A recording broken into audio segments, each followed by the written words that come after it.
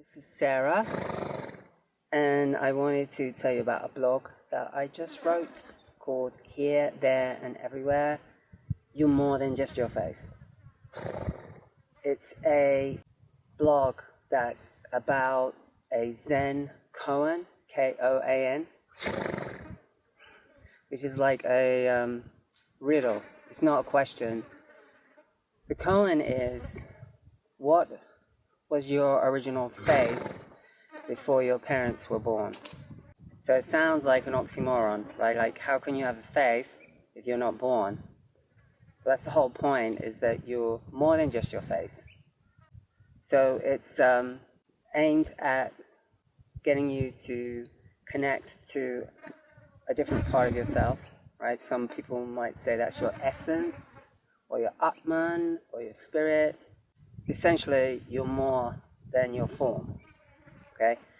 And I related it to the family constellation work that I do, because in family constellations, we work within a field.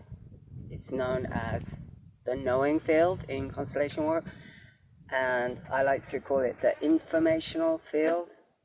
And it's a field of energy that holds all information.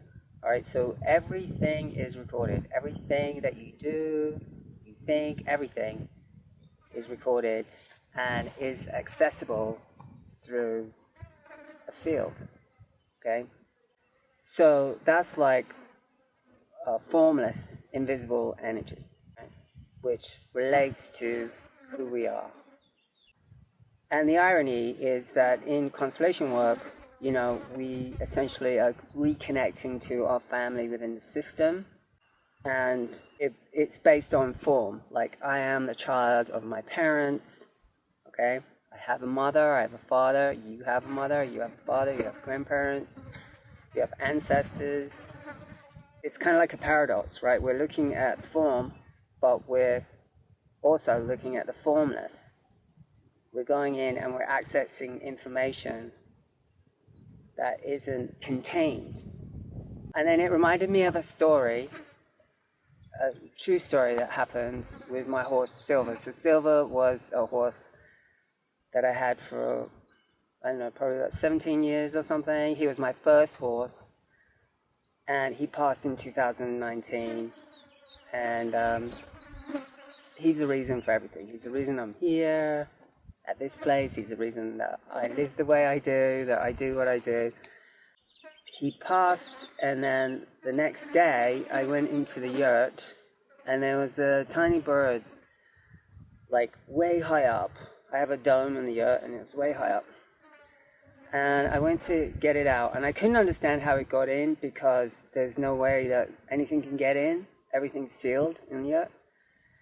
Anyway, I got a broom, and it was kind of playing with me. Like, it wasn't like flying away from me. It was like hopping on the broom, and then it would hop off, and it was like really playful.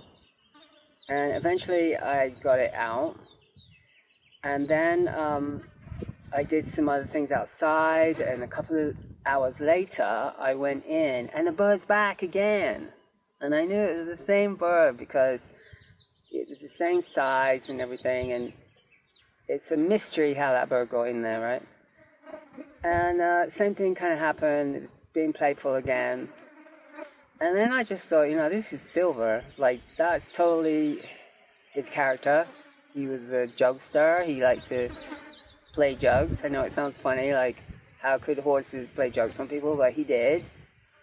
I have lots of stories about that.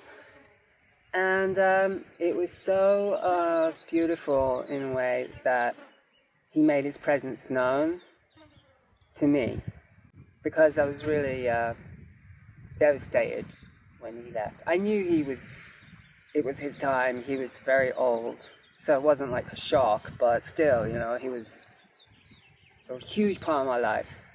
Anyway, so there you have this story that kind of relates to the face, the original face.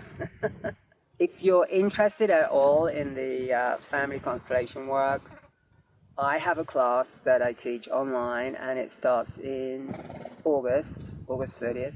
It's 8 months, it's twice a week, it's 90-minute classes. Anyway, I have a early bird right now till July 12th. Nope, my horse is gonna knock the camera over. No, don't do that. Yeah, so if you're interested, you can check that out. I'll leave the link for the class and also for the blog if you want to read the blog. And yeah, thank you, Pappy. That's my horse. Joining in the conversation. Okay, so thank you everyone for watching. I'm gonna stop the video now. But let's. Oh, you want to see? Oh, there he is. There's Pappy.